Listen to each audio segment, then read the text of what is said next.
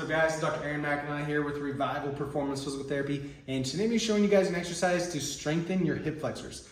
Lots of us sit at a desk, we have weak core, we have weak butts, and we have tight hip flexors.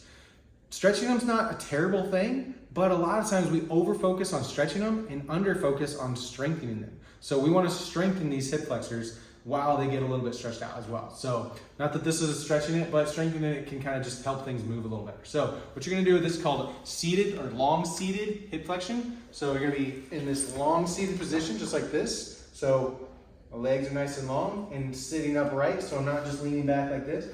Nice and tall here, and then just lifting that leg, keeping some tension in your core. This is using those hip flexors right here. So just lifting straight up. What I like to do so it's not quite as boring is I just lift and slightly move it to one direction. Kind of lift it up, go a couple inches and set it back down.